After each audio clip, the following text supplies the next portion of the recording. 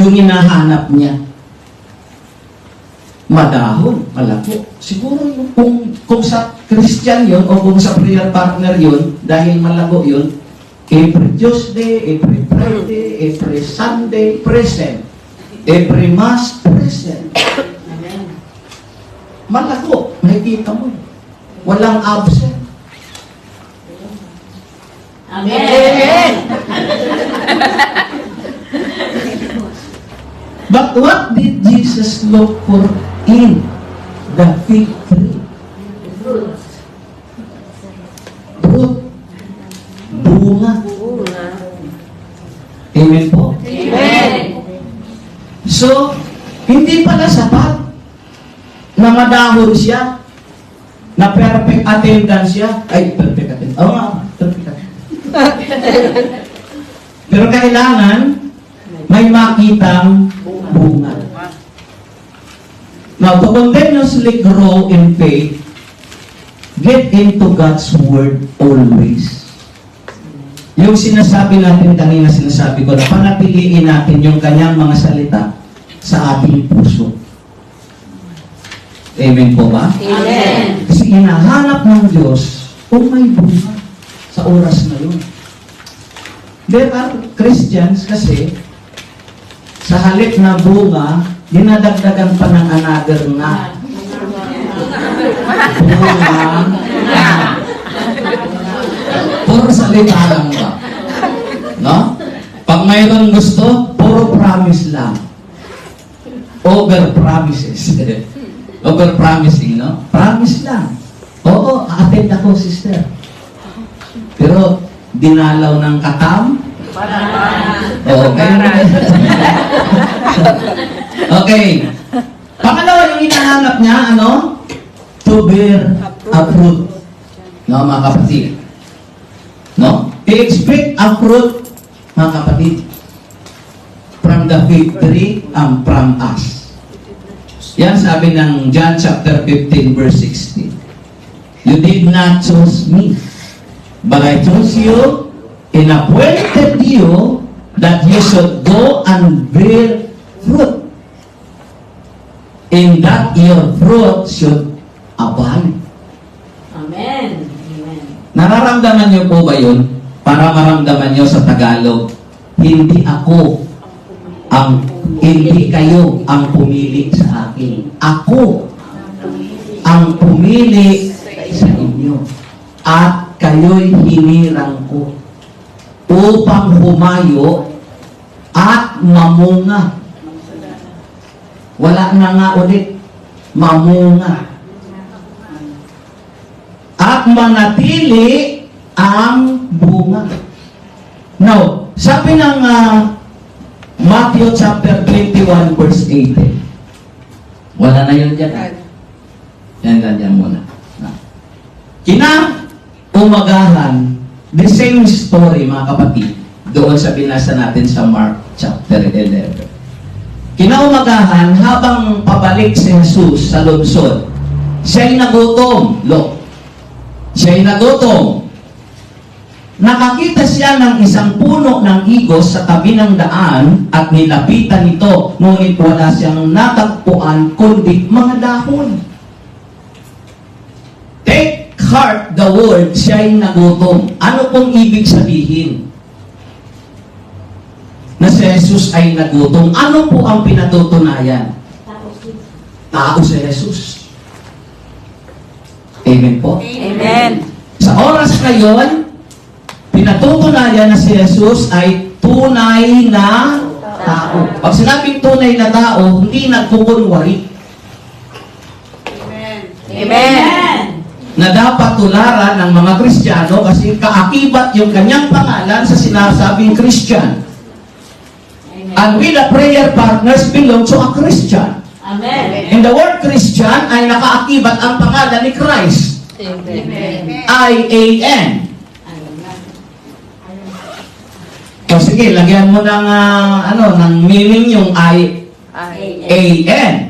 I am nothing without Christ. So, anong pinatutunayan muli? Si Jesus ay tunay magpakunwari. Kung siya'y tunay na tao, yung mga Christian, yung mga prayer partner, hindi rin sila makitaan ng pagpukunwari. Amen. Hindi po sabay-sabay ang amen nila. Amen. Pakisabi sa katabi mo, katabi, hindi bagay, Hindi bagay sa atin ang mapagkunwari. ang mapagtunay. Eh kung hindi bagay sa atin ang mapagkunwari, ano ang bagay sa atin? Pakatotoo. Ha? Pakatotoo. Maging makatotohanan. Anong naramdaman ni Jesus? Gutom. Di ba nakaramdam siya ng gutom? Gutom or hungry, characterized by an empty feelings. Yung pakiramdam mo, wala, empty ka. In physical, empty of stomach. In discomfort that can only be relieved by eating. Amen. Yung walang laman yung iyong stomago, yung laman yung iyong tiyan. Na ang pwede lang na, anong ibig sabihin, ang pwede lang makapag-relieve sa kagutuman mo ay ang kumain. A hungry person are craving for a food. Natural, mga kapatid, nagnanasa kang makakain ng pagkain. So, at ano ang kinagugutuman ni Jesus sa prayer partners in line of spiritual matter?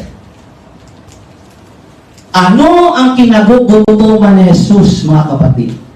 Hunger of what fruit?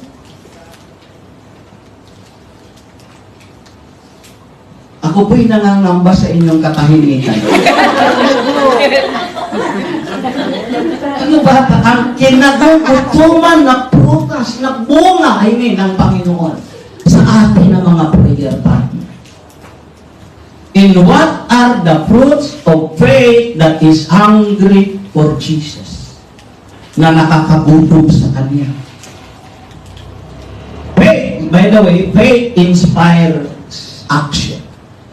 Ang pananampalataya daw ay nakapagtutulak ito ng inspired ka. Nandiyan pa ho ba kayo? Amen. Yung inspires action, parang excited ka. Yung gustong-gusto mong gawin. Ang tao may pananampalataya, pag mayroon siyang gustong gawin, parang Thursday pa lang, gusto niyo, sana Friday na. Baka magawa ko na ito. Yan ang nagagawa ng pananampalataya. Now, hope and charity are the fruit of faith. Dalawa lang po ang bahagi ipapakita ko po sa inyo. Hope and charity are the fruits of faith. Charity, which is love. Everybody say, love. Love. Hope. Sabihin niyo po, hope. Hope. Ano bang hope? Asa. Ano ang pag-asa? Nasasanay din ako. Hope is being able to see that there is a light despite of darkness. Yan ang pag-asa. Nakakakita siya ng liwanag, lumiliwanag sa kabila ng siya ay nasa medyo madilim. Pero nakikita niya ang liwanag. In theology, hope to trust in. Ang pag-asa ay yung pagtitiwala. And wait for. That is hope. Marunong kang maghintay. And look for. Nakatuon ka doon. That's why, in theology, hope, no? We must learn to wait. Matuto tayong maghintay. Pakisabi sa katabi mo. Matuto tayo maghintay. Ang Ano ba ang kalaban ng paghihintay? Inip. Naiinip. Inip. Yeah. Pag nainip ka, anong gagawin mo? Mababagot. Yan pa namang wait na yan. Trending yan sa Maynila. Iwan ko lang dito. Utusan mo yung mga bata. Sabi niya, wait lang mama. Wait. Ikaw nagmamadali. Sasabihin mo, pa-wait ka pa yan. Eh yung wait na yun, tatagal yun ng mga ilang minuto kasi nag-text. Pero si Lord, pag pinaghintay ka, may mahihintay ka. Amen. Amen. Kaya matuto kang maghintay. Amen. Kung hindi ngayon ang panahon na para sa iyo, huwag maiinip dahil ganyan ang buhay sa mundo.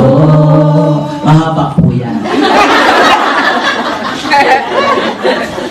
Abutin tayo dito ng si Santi. Pero makakainit yan kung tatapusin natin. Pangalawa, hindi ko rin kabisado yan. Pero gawan mo ng paraan. Kung hindi ngayon ang panahon na para sa iyo, basta't maghintay ka lang. Di ba? Tapos na. Dahil tapos na, uwi na tayo. Basta ang mahalaga, matuto kang maghintay. In that is hope. In the Bible, Romans chapter 12, verse 12, rejoice in hope. Be patient in tribulation. Be constant in prayer. Magalak kayo dahil sa iyong pag-asa. Habang naghihintay ka, huwag kang mabagot. Magalak ka. Amen. At hindi ganyan ang nagagalak. Sinasabi ko, dapat i-action mo. Amen. Magalak ka. Amen. Di ba? Magtsaga kayo sa inyong kapighatian. Amen. Kung doon sa paghihintay mo, mayroong tribulation ka. Ang ginamit dito, tribulation. Kapighatian. Mga nararanasan mo, magalak ka pa rin. Amen. Sa iyong kapighatian. At laging manalangin. Amen. Pagdating sa panalangin, kunti na lang yung Kaya nga mga prayer partners, hindi dapat tayo nawawalan ng pag-asa. Amen. Relax lang kayo. Ayun lang, tagal nyo na dito. Dahil dyan, napag-iwanan na kayo ng edad. Yung iba hanggang ngayon, wala pa. Sabi tuloy, ano kaya Lord, mayroon pa ba? Relax. Kung lampas ka sa kalendar, di maghanap ka ng bingo card. Di ba? 7 days. Hindi ka dapat mawala ng pag-asa.